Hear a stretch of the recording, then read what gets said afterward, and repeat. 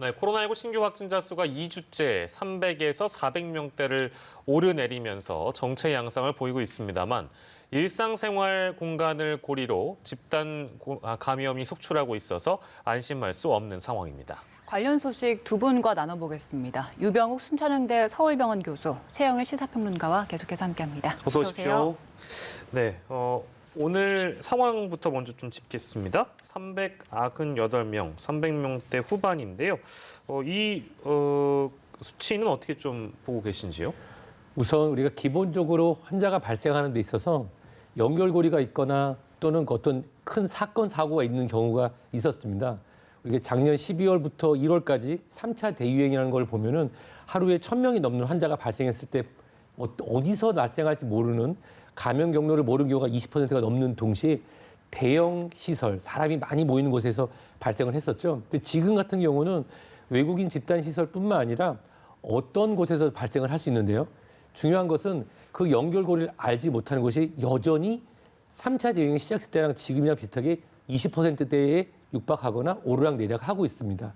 우리가 재감염 지수가 1이 넘느냐 안 넘느냐를 떠나서 사실상 증상이 없고 현재 날씨가 좀 따뜻해졌잖아요. 네. 증상이 없는 건강한 상태에서 누군가에게 감염시킬 수 있는 분들이 봄이 되고 신학기가 되고 새로운 모임들이 많아지는 시점에서의 300명은 우리가 지난 10월 달에 감염 지수가 1인지도 몰랐고 하루에 50명에서 100명의 확진자가 나왔을 때 갑자기 100명으로 1000명으로 올라갈 때를 시작하면은 그래서 우리가 일부 전문가분들이 3월 말 4월 초에 수학적 계산에 따르면 2,000명, 3,000명도 나온다고 하는 것이 바로 이런 기본선에서 차이가 나거든요. 앞으로 당분간은 이 기본선이 200명대에서 300명대로 계속 유지될 걸로 보이고요.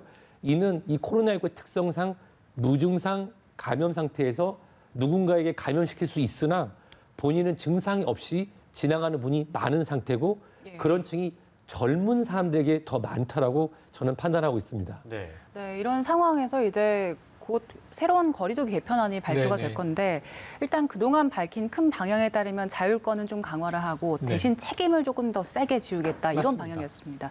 구체적으로 어떤 게 보완되면 좋을까요? 그동안 나온 이야기들을 종합하면 구체적인 것은 잘 체계화가 돼서 아주 효과적으로 국민들에게 전달이 되는 게 중요하죠.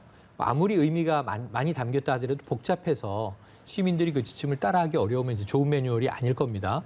근데 지금 적어도 5단계로 나눴잖아요. 처음에 3단계가 지금 우리가 오르고 내리는 과정을 제대로 잘 잡아내기가 어려워서 이 사실은 공적으로 정하지 않고도 1.5단계, 2.5단계 이런 표현이 등장했었거든요. 근데 그것을 아예 체계화 해버리자.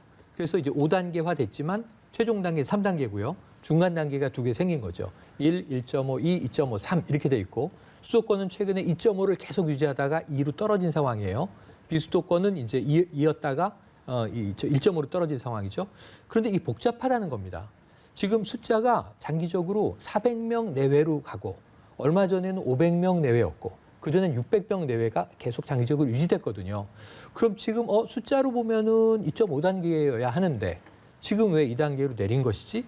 그 여러 가지 지표를 방역 당국은 복합적으로 계산해서 예측하지만 따르는 국민들 입장에선 잘 이해가 안 된단 말이죠. 그래서 다시 쉽게 바꾸자. 그래서 3단계로 다시 조정할 것으로 전해졌고요. 그리고 이제 제일 핵심적인 것은 방역 수칙을 이행하는 데 참여하는 것은 국민 모두이기 때문에 이분들에게 우리 자신에게 무엇을 이제 꼭 지켜달라고 요청할 것인가. 첫 번째는 자율적으로 하라는 겁니다. 사실 뭐 국가가 아무리 이야기해도 손은 본인이 씻는 거고요. 마스크도 본인이 써야 되는 거고요. 식사할 때도 본인이 이제 적절하게 이제 활용을 해야 되는 거거든요. 그래서 자율적으로 할 수밖에 없는데 다만 방역 수칙의 범위를 벗어나서 만약에 걸리거나 전파하거나 이 피해를 발생시키거나 했을 경우에는 본인의 책임이잖아요. 거기에 대한 응당의 책임을 지십시오. 책임을 묻겠습니다라는 엄중한 책임이 이제 따르는 겁니다.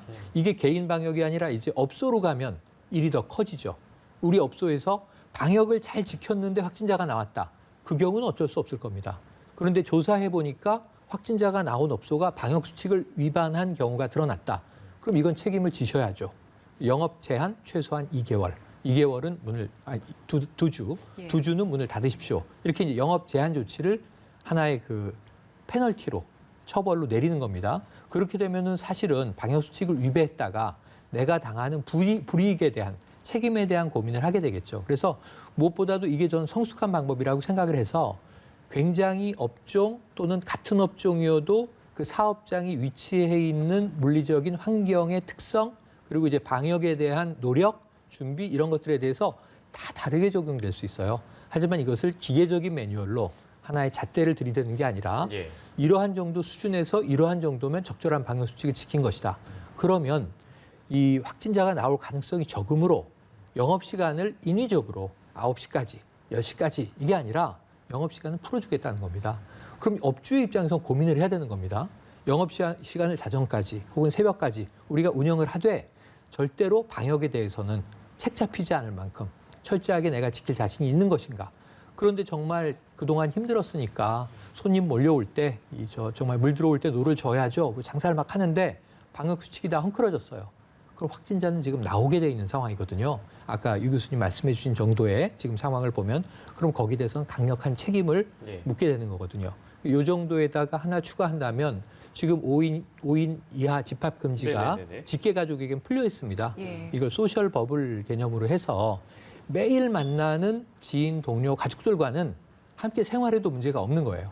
하지만 그렇지 않고 뜨문뜨문 만나는 사회적 이 접촉에 대해서는 좀 최대한 강력하게 차단을 해서 이렇게 일종의 이제 사회적인 꾸러미들을 따로따로 만들어 놓게 되는 방식으로 지금 이미 유럽에서는 일부 적용을 해서 효과를 보고 있다고 하는데요.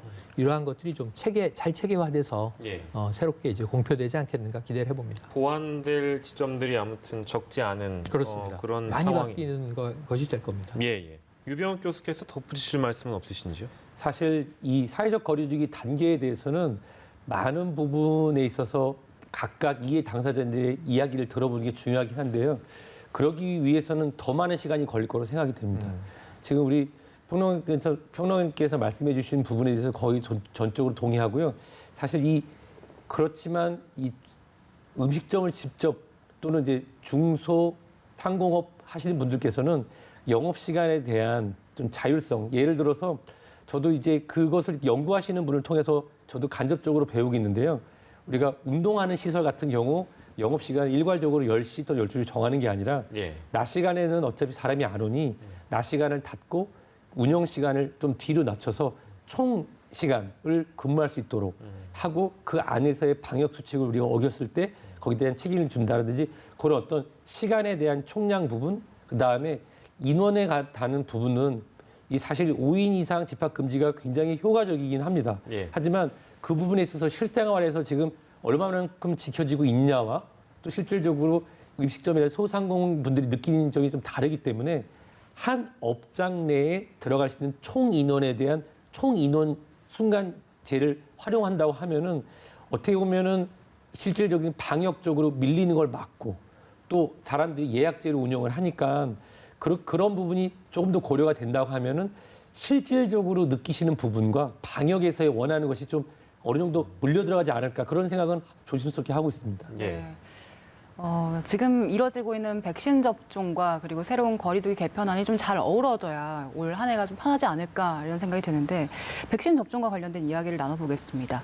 지금 백신 접종 이후에 사망한 사례들이 보도가 되고 있습니다. 이게 접종으로 사망이 아니라 접종한 이후에 인과관계는 아직 밝혀지지 않았기 때문에 저희가 이 점에 대해서는 반복적으로 말씀을 드리고 있는 것 같아요. 아직 인과관계는 밝혀지지 않았다. 근데 이제 전문가 입장에서 바라보신다면 어떻게 말씀을 주시겠습니까? 우선은 예방접종이라고 하는 거는 건강한 사람이 본인의 건강을 증진하기 위해서 진행을 하는 것이기 때문에 일단 예방접종이 진행되는 중에 발생한 사망사고에 대해서 본인, 고인 그리고 가족분들에게 심심한 애도의 뜻을 표합니다. 정말 마음이 아프고요. 하지만 작년에도 우리는 유사한 경험이 있었습니다. 계절성 독감 인플루엔자 예방접종 이후에 발생했던 여러 가지 것에 대해서 질병관리청에서는 실질적으로 인과관계가 직접적 없었다라고 공식적으로 발표를 했고요. 사실 예방접종으로 인한 이 사망과 중증 장애에 관련된 인과관계는 2009년 H1N1 신종플루부터 해서 2019년까지에 있어서 인과관계로 보상 사례 받은 건 딱 한 사례가 있었습니다. 사실 인과관계를 우리가 직접적으로 풀어나가는 데 있어서 우리 일반인들이 어떻게 이걸 다 설명을 하냐 하지만 예전하고 다른 점이 있다면 이번 코로나19 예방접종의 경우에는 충분한 예진뿐만 아니라 이 예진에 따라서 인과관계에 대한 연결고리가 작년에 우리가 좋지 않은 그런 기억이 있었기 때문에 더 꼼꼼하게 세심하게 기록이 돼 있습니다. 따라서 인과관계를 더 꼼꼼하게 찾아낼 수 있다고 하면 거기에 따른 보상이 준비가 돼 있다고도 말씀을 드릴 수 있는데요. 다만 그 이재갑 교수 등이 일부 언론에 대해서 이야기를 한 부분이 있습니다. 예방접종 후에 발생한 사고에 대해서 이것이 실시간 중계되는 것이 아니라 언론의 책임에 따라서 인과관계 또는 이것이 가지고 있는 영향력에 대해서 반발짝 한 템포 늦춰서 보도를 한다면 실질적으로 많은 다수의 국민 여러분들이 예방접종을 건강하게 맞음으로써 집단 면역뿐만 아니라 코로나19로부터 우리가 일상생활을 찾는 데 도움이 되겠다는 글들을 많은 전문가분들이 올리고 있잖아요. 사실 저는 언론을 실제로 공부하는 사람도 아니고 언론에 종사하시는 분들이 정말로 여러 가지 신속한 보도와 정확한 보도, 책임 있는 언론이라고 하는 그 균형에서 굉장히 어려워하시는 거를 실제로 많이 봅니다. 하지만 실제로 이 예방접종이라고 하는 주제가 지속적으로 앞으로 더 많은 최소 하루에 15만 건 이상이 지속이 돼야 11월 달 정도 돼야 3천만 명의 예방접종이 이룰 수 있거든요. 지금 서서히 시동을 걸면서 올라가는 시점인데요. 이럴 때 지금까지 아직 예방접종으로 인해서 발생할 중증 그 이상의 사건, 사고들을 규명하기 위해서는 최소 4주 이상의 시간이 걸립니다. 따라서 이런 건들에 대해서 충분히 국민 여러분이 알리고 정확한 정보가 중요하지만 거기에 대한 인과관계에 대해서도 처음에 나온 보도하셨던 언론이나 관계자분들이 끝까지 확인하셔서 연결고리가 있는 그런 기사나 사건, 사고에 대한 보도가 나온다고 하면 좀 더 신뢰가 되지 않을까. 왜냐하면 이게 끊어지는 경우가 많더라고요. 어떤 일이 발생했습니다. 고양시에서 한 분 있었습니다. 얘기 나오고 4주, 6주 동안 아무 얘기 없다가 또 어느 지역에서 무슨 일이 있었습니다. 이게 아니라 그때 이 일은 이러이러한 일이 있었고 이러한 기저질환이 있어서 질병관리청과 14명의 그 전문의 그다음에 의료 기록을 했더니 직접적 연관관계가 없었습니다. 이런 얘기들이 하나의 이야기로 나온다고 하면은 연합뉴스에서 하실 수 있을 거라 저는 믿습니다만은 그런 얘기가 나온다고 하면 좀 더 신뢰할 수 있는 언론에서 나오는 보도를 통해서 우리 청취자분들은 그때그때 중요한 시간에 따른 방송을 듣거든요. 그런 단편적이 아니라 하나의 시간의 흐름 속에서 연결된 것이 전달이 된다고 하면 좀 더 믿고 예방접종을 할 수 있지 않을까. 그렇게 생각하고 있습니다. 네, 교수님께서도 또한 답답함을 더불어 느끼셨던 것 같습니다. 일부 언론의 어떤 그 보도에 대해서. 물론 이제 저도 한 사람의 국민이고 한 사람의 독자 입장에서 바라보자면 물론 지난 독감 백신 때의 상황보다는 분명히 나아진 거는 있다고 생각합니다. 그런데 아직까지도 어떤 시기적으로는 독감 백신 이후에 어떠한 국민께서 돌아가셨다고 하면 필수적인 설명 이런 것들이 달리지 않은 제목들이 너무 많은 것 같아요. 즉 백신 접종 후 사망, 백신 접종하고 사망 이런 식으로만 제목만 본다면 이게 진짜 인과성에 대해서 판단이 흐려질 수밖에 없는 그런 보도가 너무 많다. 이제 이런 말씀 주신 것 같아요. 유 교수님 안타까워하시면서 지금 마치 이게 릴레이 보도하는 것처럼 실시간 생중계돼서는 안 된다. 왜냐하면 이 백신 접종을 제외하더라도 병사라든가 아니면 숙환이라고 우리가 부르죠. 자연사라든가 고령자의 경우에 사망자는 늘 나오고 있어요. 특히 병원에서는 사망자가 더 많이 나오고 있어요. 근데 백신 접종 받지 않았는데 사망한 분들이 지금 이 순간에도 계실 거예요. 가족들은 정말 슬프시고 안타까우실 텐데 장례 절차를 준비하시면서 보도되지 않습니다. 근데 여기 하나 이제 변수가 들어가는 거죠. 이 돌아가신 분은 백신 접종을 얼마 전에 받았다. 그렇다면 혹시 그러니까 이 모든 기사에는 혹시라는 물음표가 다 달려 있는 거예요. 그러니까 저만 해도 그렇지 않다라는 전제하에 과학적 인과관계가 밝혀질 시간을 우리가 기다려야 합니다라고 말씀드리지만 지금 이 순간 머릿속에 있거든요. 현재까지 백신 접종하시고 돌아가신 분은 오늘자로 6명입니다. 그럼 그 6명의 숫자는 각인돼 있는 거예요. 지난해에 독감 백신을 접종 받으신 분 중에 사망한 분이 110명으로 나왔어요. 근데 그 예년에는 2명입니다. 2명. 그럼 지금 작년에는 독감 백신 맞고 돌아가셨다는 인과관계가 하나도 없는 것으로 나왔어요. 48분의 사망자가 부검 대상이 됐습니다. 역학조사도 했고 의무기록도 확인했습니다. 하나도 인과관계가 안 나왔거든요. 그런데 110이란 숫자는 제 머릿속에 기록돼 있고 다른 해는 2명이었는데 지난해는 110명이었네. 이 독감 백신은 또 코로나 백신과 아무 관계가 없어요. 해마다 나오는 똑같은 백신입니다. 그런데 이것 때문에 지난해에 독감 백신 접종이 더 높아졌어야 한다고 독려했음에도 불구하고 더 예, 떨어져서 예. 1,000만 명분의 백신을 폐기했어요. 그렇습니다. 코로나에서 이런 일이 생기면 집단 면역 실패라고 봅니다, 저는. 그래서 이런 위험성이 있는 보도인데 아까 우리가 개인 방역 수칙을 방역 거리두기 단계를 바꾸면 이제 자율과 책임입니다 이렇게 얘기했는데 예. 자율은 스스로 하는 거니까 책임은 누가 집니까?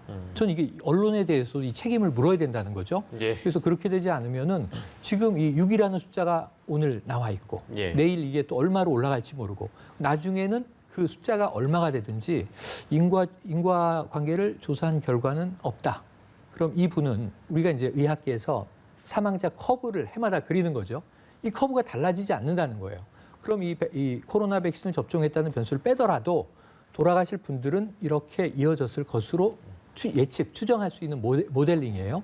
그런데 이제 이렇게 보면은 문제는 백신을 접종했다는 것은 의미 없는 변수인데 지금 우리의 보도는 의미 있는 변수로 착각할 수 있는 착시를 만들어낼 수 있는 혹시라고 하는 물음표를 계속 이제 보이지 않게 제기하고 있는 거거든요. 예, 예. 이러면서 저는 조금 이걸 다른 방법으로 보도할 수 있는 방법을 찾아야 한다. 예. 해외의 경우는 이렇게 이제 이 카운트를 띄우지 않습니다. 근데 카운트가 여기저기 떠 있거든요, 지금. 예, 예. 현재 백신 접종 후 사망자 몇 명. 근데 문제는 이 사망의 원인은 모른단 말이죠, 현재는. 근데 그것은 모르는 것을 굳이 보도해야 하는가? 모르는 확인되지 않은 숫자를 하나의 집계로 표현해야 하는가? 예, 예. 이런 부분들에 대해서는 조금 우리가 이 백신 접종의 효과를 위해서라도 고민할 대목으로 보여집니다. 예. 네, 이게 인과관계인지 선후관계인지를 아직 모르기 때문에 네. 그렇기 때문에 당국에서도 일단 객관적인 과학적인 평가가 나오기까지는 좀 기다려달라는 말을 한 것 같습니다. 네, 오늘 코로나19 대담은 여기서 마무리를 좀 하도록 하겠습니다. 두 분 고맙습니다. 고맙습니다.